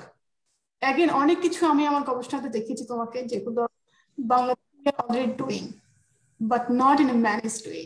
যেহেতু ম্যানেজড ওয়ে করছি না, সো আমরা বেস্ট রিটার্নটা পাচ্ছি না, এবং গ্লোবালি ইন্টারন্যাশনালি কেউ আমাদেরকে সিরিয়াসলি নিচ্ছে না। But if we do managed way, if we get all the help that we have at home and abroad, তাহলে আমার মনে হয় আমাদের কৃষিটাকে আমরা অনেক আগে নিতে পারবো, আমাদের প্রোডাকশনটা করতে পারবো, এবং আমাদের যে রিস্ক সেক্টর গুলো আছে সেগুলো আমরা মোকাবেলা করতে পারবো। There is always hope. We just have to act. Thank you, আপু। অনুষ্ঠানের একেবারে শেষ পর্যায়ে চলে এসেছি। জানতে চাচ্ছি লার্ন টাইমের এই জীবনের গল্প থেকে শিক্ষা অনুষ্ঠানে এসে আপনার অনুভূতি কি? লার্ন টাইমকে আপনি কিভাবে দেখছেন? লার্ন টাইমের তোমাদের অনেকগুলো এপিসোড আমি লাস্ট কয়েকদিন দেখেছি, যেহেতু তোমরা আমাকে ইনভাইট করেছো। ফার্স্ট অফ অল আমি মনে করি আসলে তোমাদের প্রোগ্রামে এসে কথা বলার মতো এখনো সেই যোগ্যতা আমি আসছি বলে আমার মনে হয় না, কারণ এখানে যারা অতিথি আসছেন, এখানে দুজন আছেন অনেক বড় মাপের মানুষ। তো তোমরা আমার কথা শুনতে চেয়েছো, অনেক কৃতজ্ঞ। If anything help anyone. Second of all, আমার কাছে মনে হয় বাংলাদেশের ইয়াং জেনারেশন যারা আছে তাদের জন্য অনেক এনকারেজ। জীবনের গল্প থেকে যে কথাগুলো উঠে আসে, আমি তো আরেকটা পর্বে অ্যাটেন্ড করেছিলাম, জি, হয়তো আসলে ঠিক বইয়ে পড়ার কথা না। সো এগুলো শোনা হয়তো একজনের জীবনটা পাল্টে দিতে পারে, স্বপ্ন দেখাতে সাহায্য করতে পারে, সাহস যোগাতে পারে। সো চমৎকার অনুষ্ঠান। সো আমি খুবই অনার্ড যে প্রোগ্রামটাতে আসতে পেরেছি, অনার্ড যে আমার দুজন শিক্ষাগুরু আমার সাথে এখানে এসেছেন, আমার ভাই এসেছেন আমার ফ্যামিলির পক্ষ থেকে। এই প্রোগ্রামটা অনেক বড় একটা অপরচুনিটি ছিল আমার নিজের কথা বলার, প্লাস এই যে আমার সুপার হিরো যারা, তাদেরকে অ্যাকনলেজ করা। আমাদের প্রত্যেকের লাইফে অনেক সুপার হিরো আছে, এরা না থাকলে আমরা কোনোদিন সামনে আগাতে পারতাম না। অসংখ্য ধন্যবাদ আপু। আজকের এই জীবনের গল্প থেকে শিক্ষা অনুষ্ঠানে আপনাকে অতিথি হিসেবে আমাদের মাঝে পেয়ে লার্ন টাইম পরিবার আপনার প্রতি বিশেষ কৃতজ্ঞতা প্রকাশ করছে। এবং আপনার সঙ্গে আরো যে উপস্থিত ছিলেন আমাদের মাঝে মৃধা স্যার, শাহাবুদ্দিন স্যার, তাদের প্রতি আমরা কৃতজ্ঞতা প্রকাশ করছি। তাদের উপস্থিতি আমাদের এই অনুষ্ঠানকে আরো অনেক বেশি প্রাঞ্জল করেছে। তাদের কাছ থেকে হয়তো সময় স্বল্পতার কারণে আমরা কোনো কথা শুনতে পারিনি, কিন্তু তাদের এই উপস্থিতিটা আমাদের আরো বেশি উৎসাহিত করে। এবং সেই সাথে কৃতজ্ঞতা জানাতে চাই আপনার জীবনের অন্যতম আরেকজন সুপার হিরো, আপনার বড় ভাই ফেরদৌস ভাইয়া, যিনি আমাদের সঙ্গে ছিলেন। তাকেও আমরা শ্রদ্ধা জানাই, যার একটা কন্ট্রিবিউশন ছিল জন্য, যার উৎসাহ থেকেই আমরা আজকের সাথী আক্তারকে পেয়েছি। সাথী আক্তার আজকে সাথী আক্তার হয়েছেন বলেই আমরা আজকে একজন সফল বাঙালি নারীর জীবনের গল্প থেকে শিক্ষা অনুষ্ঠানটি আয়োজন করতে পেরেছি। সকলকে আরো একবার ধন্যবাদ জানাই। এতক্ষণ আপনাদের সাথে লার্ন টাইম পরিবারের পক্ষ থেকে উপস্থিত ছিলাম আমি সাউদা জামান রিশা। আশা করছি পরবর্তী বিশেষ কোনো অনুষ্ঠানে আপনাদেরকে আবার আমাদের পাশে পাবো। অসংখ্য ধন্যবাদ। রিশা, আমার মনে হয় শাহাবুদ্দিন ভাই কিছু বলতে, শাহাবুদ্দিন স্যার মনে কিছু বলতে। রিশা, আমি বেশি সময় নেব না, আমি দুটো বলবো। এই যে সাথী, ওকে আমি সাথী বলেই ডাকি, ওর কাছ থেকে আমি অনেক কিছু শিখেছি। আমার কৃষিতে কোনো গবেষণা ছিল না, আমি ইঞ্জিনিয়ার এবং ন্যানো টেকনোলজিতে কাজ করেছি। সাথী গবেষণার একটা নতুন দিক সে উদ্ভাবন করেছিল, বায়োরেমিডিয়েশন। এটা আগে আমার কোনো ধারণা ছিল না, এবং সাথী আমার ছাত্রী হিসেবে এসছে, এটাও বাই অ্যাক্সিডেন্ট। আমার টিচারের আন্ডারে সে মাস্টার্স শুরু করে। দুর্ভাগ্যবশত উনি ইন্তেকাল করেন, ডক্টর প্রসাদ। তারপরে তার সুপারভিশনের দায়িত্ব আমার ঘাড়ে এসে পড়ে। তো আমি তার কাছ থেকে অনেক শিখেছি। এই ছোট্ট মেয়েটা তার জীবনের, আমি বলবো, অধ্যাপনা এবং হার্ড ওয়ার্কিং এবং পেশেন্স, এই তিনটে জিনিস তার জীবনে এসছে এবং সে উন্নতি করেছে। আচ্ছা, সেকেন্ড জিনিস একটা আমি বলতে চাচ্ছি যে আমাদের দেশের পরিপ্রেক্ষিতে আমাদের জীবনের নিরাপত্তা, বিশেষ করে মেয়েদের নিরাপত্তা, দেখো, একজন মানুষ কিন্তু একটা দেশকে সম্পূর্ণভাবে বদলে দিতে পারে। আমি সিঙ্গাপুরে আমার জীবনের একটা বড় অংশ, 26টা বছর আমি কাটিয়েছি। এই সিঙ্গাপুরের ইতিহাস যদি কেউ ঘেঁটে দেখে, একজন মানুষ প্রয়াত লি কুয়ান ইউ যখন 25 বছর উনি প্রধানমন্ত্রী ছিলেন, তারপরে ওনার জীবনের শেষ যে ভাষণটা দিলেন, সেখানে উনি বললেন যে এবং he was dictator, he was totally dictator, এবং he has the vision and he was ruthless. যখন উনি বললেন যে আমি যদি দেখি মারা যাওয়ার পরে যে এই দেশে কোনো কিছু ঠিক চলছে না, আমি কবর থেকে উঠে আসব এবং সেইটা ফিক্স করে আমি আবার কবরে ফিরে যাব। আমাদের দেশে এরকম একটা মানুষের প্রয়োজন। হ্যাঁ রিশা, আমি এবারে মৃধা স্যারকে অনুরোধ করব কিছু বলার জন্য। সাথীর সাথে এতক্ষণ কথা বলার পরে মাঝে মাঝে চোখে পানি আসতেছিল, সেটাকে আমি সংবরণ করেছি। আর আমার এখন মনে হচ্ছে যে really I am very grateful to my student. আমার এখন মনে হচ্ছে ওর যে মেধা, ওর যে মনন, ওর যে কর্মফল, এখন আমাকে আবার ফিরে যেতে ইচ্ছা করছে ওর ল্যাবরেটরিতে। ও যখন সকাল হলে আমার ল্যাবরেটরিতে দৌড়াইতো, এখন আমার মনে হচ্ছে যে আমি ওর ল্যাবরেটরিতে সকালে দৌড়াই, ওর থেকে আমি শেয়ার করি ওর যে ইনোভেটিভ আইডিয়াগুলো। এই আইডিয়াগুলো অনেকগুলো আমার সাথে মিল আছে, অনেকগুলো আমি শেয়ার করি ওর সাথে আর কি।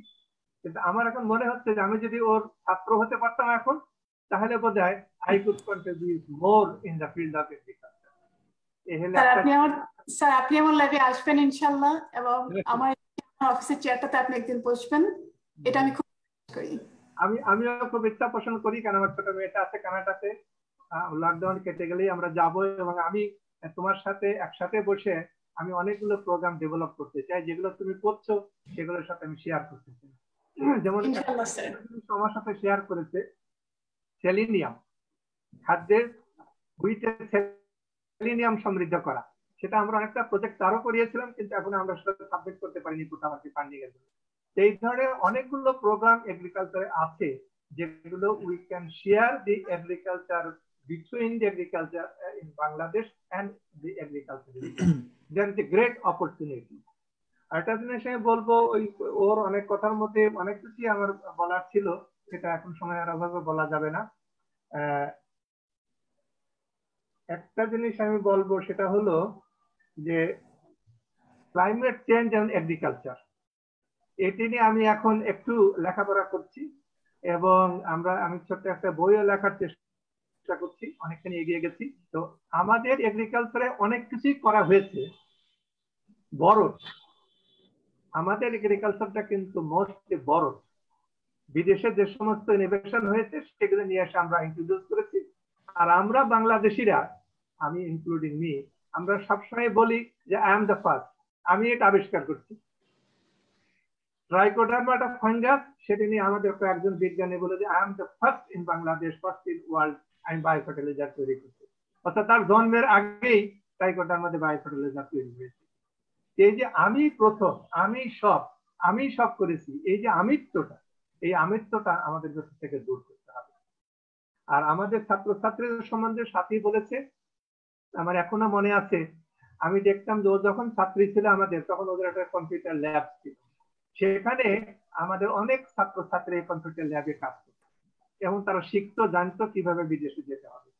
যার ফলে চিটাগাং ইউনিভার্সিটির অন্য সব ডিপার্টমেন্টের তুলনায় আমার মনে হয় যে 95% বেশি ছাত্রছাত্রী বিদেশে গেছে ইনস্টিটিউট অফ ফরেস্ট্রি থেকে।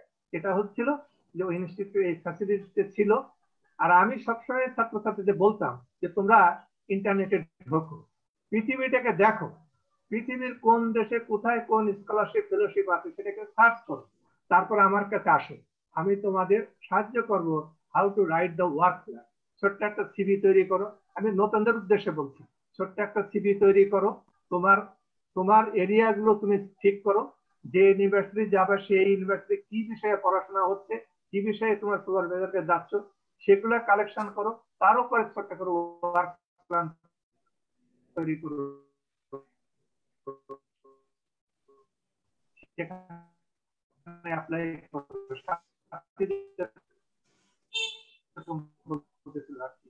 অ্যাপ্লাই করো। দেখেছি পৃথিবীর অনেক দেশে আমি ঘুরেছি, অনেক ল্যাবরেটরিতে কাজ করেছি, উন্নত ল্যাবরেটরিতে কাজ করেছি, সেখানে আমি দেখেছি যে আমাদের বাংলাদেশিরা টপ মোস্ট পজিশন। আমাকে আমার সুপারভাইজার মৃত্যুবরণ করেছেন ভদ্রলোক, উনি বলতেন যে আন্ডার ডেভেলপড কান্ট্রি থেকে যে সমস্ত ছেলেমেয়েরা আসে, তারা ইংরেজি কম জানে, কিন্তু তাদের প্রেজেন্টেশনটা অত্যন্ত সহজ এবং সরল, যেটা বিজ্ঞান চায়। আর আমাদের ব্রিটিশরা করে কি, একটা সেন্টেন্স অনেক বড় করে লেখে, দিন শেষে ওটার অর্থ খুঁজে পাওয়া যায় না। এই জন্য আমি তোমাদের মতো দেশের মানুষকে, তোমাকে আমি খুব বেশি পছন্দ করি এই কারণে। এখন যেটা সাথীর জীবনে হয়েছে সেটা কিন্তু অন্যের জীবনেও হতে পারে যদি আমরা চেষ্টা করি। কারণ সাথী কিন্তু খুব বড় পরিবার থেকে, খুব বড় ধনী পরিবার থেকে উঠে আসেনি, কিন্তু ওর পরিবারটা ছিল শিক্ষা বান্ধব। ওর বাবা মা যেরকম শিক্ষার দিকে নজর দিয়েছে, ওর ভাইয়েরা শিক্ষার দিকে নজর দিয়েছে, তাই আজ সেই ছোট্ট যেটা শাহাবুদ্দিন ভাইয়ের বাসায় ছোট্ট সাথী এখন ডক্টর সাথী হয়ে উঠেছে এবং কানাডার একজন বড় বিজ্ঞানী সে। আমার মনে হয় আমিও ছোটবেলায় আমার বাবা মা ওর বাবা মায়ের মতো ওরকম শিক্ষিত ছিলেন না, কিন্তু আমার ভাইয়েরাও শিক্ষিত ছিলেন এবং তারা আমাকে, ওর ভাইয়েরা যেরকম ইয়ে করে, তারা আমাকে এনকারেজ করতেন, তারা আমাকে মাঝে মাঝে টিপ্পনি কাটতেন, আমার বড় ভাই বিশেষ করে, যে এবার যদি ফার্স্ট হতে না পারো তাহলে বোঝাবুঝি আছে তোমার সাথে। তো উনি আমাকে চেষ্টা করতেন, আমার মেজ ভাই আমাকে একটু সহযোগিতা করতেন। এইরকম পারিবারিক সহযোগিতা কিন্তু সবারই দরকার, সব পরিবারের সব ছোটদেরই পারিবারিক সহযোগিতা দরকার। আমি আরেকটা কথা বলি, শেষ করব। আমার মেয়ে যখন, আমার বড় মেয়ে আমাদের বাসায় ছিল, এখন ক্লিনিকে গেছে, ও যখন ক্যাডেট কলেজে পড়ে, তখন আমি ওর জন্মদিনে উপহার দিতাম বই, মনীষীদের জীবনী, বড় বড় মনীষীদের জীবনী তাকে পড়তে বলতাম। আর তার সাথে দেখা হলে আমি বলতাম যে প্রতিদিন সকালে ঘুম থেকে উঠে 10টা মিনিটের জন্য তোমার ডিকশনারি থেকে 10টা ওয়ার্ডের মিনিং তুমি শিখবা। তখন দেখা যাবে যে তুমি ইংরেজিতে অনেক দক্ষ হয়েছো এবং পৃথিবী সম্বন্ধে তোমার জানা হয়েছে। আমি আবার 2 নাতনি আছে, ওরা এখন ওই যে ছোট কিতাব তোমাদের যে মোবাইল বলে, এটি নিয়েই সারা বেলা তারা বসে থাকে। তাদের আমি বলতাম, আমার ছোট মেয়েদেরও বলছি, ছেলেদেরও বলতাম যে দিনে অন্তত একবার বিবিসি এবং সিএনএন নিউজটা শুনবা, তাহলে সমস্ত পৃথিবী সম্বন্ধে তোমার একটা নলেজ হবে। তুমি তোমার বন্ধু বান্ধব সমাজে বুক খুলে বলতে পারো, আই নো ট্রাম্পের কীর্তিকলাপ, আমি জানি এটা, আজ মমতা বন্দ্যোপাধ্যায় কিভাবে দিচ্ছে সব আমি জানি। এই যে জিনিসগুলো, এগুলো আমাদের ছাত্রছাত্রীদের পড়ার উপরে নিয়ে আসবে। আমি অনেক ধন্যবাদ এবং কৃতজ্ঞতা জানাচ্ছি সাথীকে, আমাদের দুইজনকে এত বড় করে হাইলাইট করার জন্য। আমরা কিছুই নিয়ে আসলে ওর জীবনে আমরা শুধু সহযোগিতা করেছি। ও নিজের আগ্রহ না থাকলে, নিজে যদি উঠে না আসতো, আমরা ওদেরকে সহযোগিতা করতে। ধন্যবাদ সবাইকে। অসংখ্য ধন্যবাদ স্যার। এবারে আমি সর্বশেষ অনুরোধ করব সাথী আপুর বড় ভাই ফেরদৌস ভাইয়াকে, আজকে আপনার বোনকে এখানে দেখে আপনার কেমন লাগছে, বা আপনার বোনের এই অবস্থান আপনাকে কতটা গর্বিত করে? অবশ্যই গর্বিত করে, যেহেতু আপুর মুখে শুনলাম আপনি তার জীবনের একজন সুপার হিরো। আপনার অনুভূতি জানতে চাই। আপনি মিউট হয়ে আছেন ভাইয়া। হ্যাঁ, এখন আনমিউট হয়েছেন, প্লিজ বলুন। আমি সাথীকে নিয়ে খুবই গর্বিত। ওকে আমি প্রায় বলি, কারণ ও একটা অ্যাচিভমেন্ট, সে যখনই সে অ্যাচিভ করে তখনই সে আমাকে ইমেল পাঠায়, আমাকে ফোন করে। And to be honest, yes, I did my PhD as well, but সাথীর পজিশনে আমি কখনো যেতে পারবো না। ওর যে basically the difference is there is the dedication and the commitment. এই দুটা যে কোয়ালিটি এবং তার যে প্যাশনস, এই কোয়ালিটিগুলোর জন্য সাথী আজকে তার পজিশনে আছে, এবং আমি শিওর সে আরো অনেক উপরে যাবে, আরো অনেক পাবলিকেশন তার হবে, আরো অনেক রিসার্চে সে ইনভলভ হবে। আর বেসিক্যালি হচ্ছে সাথীকে দেখে যে কোনো একটা জিনিসের শিকার আছে, যে you can actually achieve anything in your life if you want to. Main question is how much you desire it, not that how much you deserve it. Every student deserves everything, but যে পরিমাণ commitment এবং passions থাকতে হবে to achieve it, এবং যে পরিমাণ hard work করতে হবে, সাথী হচ্ছে তার পারফেক্ট এক্সাম্পল। যখন সাথী সে ধরনের স্কুলে পড়ে, সে ধরনের কলেজে পড়ে, হ্যাঁ, কিংবা আমি যখন সে ধরনের স্কুলে সে ধরনের কলেজে পড়ি, আমরা কখনোই চিন্তা করি নাই যে আমরা বাইরে আসবো, পিএইচডি করবো, ইয়ে করবো। হ্যাঁ, কিন্তু সাথে যে জিনিসটা দেখালো সেটা হচ্ছে কি, যে ইন্টারমিডিয়েট পাস করার পরবর্তীতে আমরা সবাই এক্সপেক্ট করছিলাম যে সে মেডিকেলে চান্স পাবে, তাকে আমরা ডাক্তার বানাবো। আমাদের ফ্যামিলিতে আব্বার খুব ইচ্ছা ছিল 3 ভাই বোনের একজন ডাক্তার হবে। যখন সে মেডিকেলে চান্স পেল না, যে জিনিসটার জন্য ওকে অ্যাপ্রিসিয়েট করতে হয়, তুমি দেখবো অনেকেই যে মেডিকেলে চান্স পায় না কিংবা ইঞ্জিনিয়ারিং চান্স পায়, then they got broke and made their life just miserable. Instead of that, Shati was like that, okay, didn't happen. What I have got now. So she ended up in the forestry. So is a quality that I gave it my best shot. I didn't get it. All right, that doesn't stop me moving. So she kept moving. আমি Australia আসার পরবর্তীতে যখন সে PhD সম্পর্কে জানলো এবং বাইরের scholarship এবং এর সম্পর্কে জানলো, এই যে মোটিভেশনটা, সে সাথে সাথে যে নিজে যে মোটিভেট করা, ওকে অলরাইট, আমার ফ্যামিলি থেকে ভাইজান গেছে, I can do it, achieve it as well. এই যে কমিটমেন্ট, এই যে আমি মনে করি যেটা হচ্ছে সাথে থেকে দেখে এই জিনিসগুলাই আমাদের ইয়ং জেনারেশনে শেখা উচিত, যে be committed, devote yourself 100%, either this way or that way, you will be successful. There would be barriers, there will be hurdles, there will be dead end, you'll see that, okay, all right, I gave my 100%, but I didn't get it. There would be dead end. As Shadi had got that dead end in the medical So, but if you hit the dead end, you don't need to stop. Find an alternate route for your success. And last of all is that everyone can help you. Everyone can guide you, but it's you who has to climb the ladder at the end. So Shadike, আমার ছোট বোন, আমি খুবই proud ওকে নিয়ে। ওকে আমি অনেকবার বলি এবং সে প্রতিবার আমাকে কথা উড়াই দেয়। তার অ্যাচিভমেন্ট নিয়ে যখন আমি বলতে যাই, আমি নিশ্চিত সে আরো অনেক দূর যাবে। এবং কেউ যদি জাস্ট তার কোয়ালিটি গুলো ফলো করে, যে কমিটমেন্ট এবং আদার যে পারসিভারেন্স, যে ইয়েগুলো তার, এগুলো যদি ফলো করে, anyone can reach at their destination, however they want it to be. Thank you.